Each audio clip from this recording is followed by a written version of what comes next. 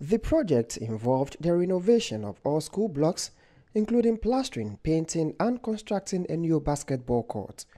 According to the church, this initiative aligns with its mission to demonstrate Christ's love by providing a safe and conducive learning environment that fosters the development of students into responsible citizens. Lead Global Pastor of Empowerment Worship Center, Prophet Gideon Danso, emphasized that the church's responsibility extends beyond its members.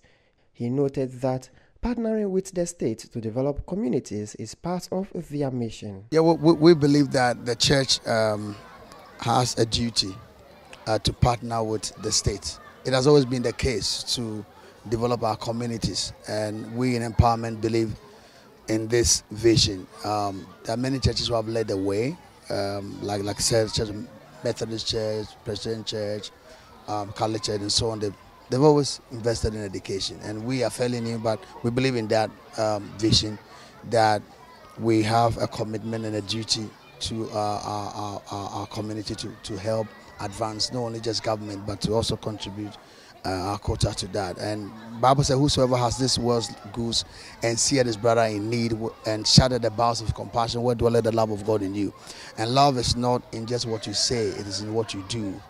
But it's even more powerful when you give to a people. There's never a love without giving, for God so loved the world that he gave. And even more so when you give to people who can give back to you. It's easy to give to people who can give back to you. But when it comes to people who can give back to you, it's different. Prophet Gideon Danso also explained that the church focuses on 3 key factors for improving standards, including education and sports, which is why they are dedicated to enhancing these sectors in their communities. I believe there's 3 forces that changes the world, that can always change the world. And the first force we all know is God, and we don't even compare.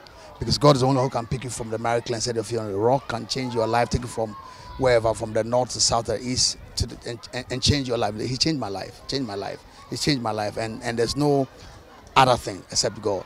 But Paul compared spiritual things to physical things when he said, body exercise profited little.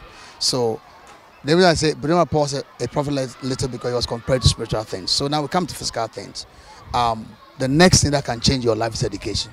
Education is a leveler. It's a central place. It's the only that can change the life of a poor, the rich, the noble, black, white. No matter where you are, education can pick you from nowhere and just turn your life around. It's a leveler, it's a central place. And I think the third one will be sports. We see how people from villages, from everywhere. I mean, this area, I think it was where Thomas Partey come from, place the premiership. I mean, Bukayo Saka, Messi, wherever you are, sports can pick you and take you to the world. That's why we are investing in education, and then we decided to add sports facility to it. The District Director of Education, Solis Osei Apia, expressed gratitude to the church for addressing some of the school's challenges and acknowledged the positive impact of the project on both students and staff. We started from the primary, and now we have gotten to JHS. And this year, those in Form 1 has moved to Form 2, and they lacked classroom. Meanwhile, my office too lacked space. So even the little they had, we were sharing with them. Sometimes we were having meetings in that room. So Empowerment have solved a major hurdle for us. They have renovated a classroom block, and then this other one. And another area is the children with the new curriculum. We want them to express and develop skills.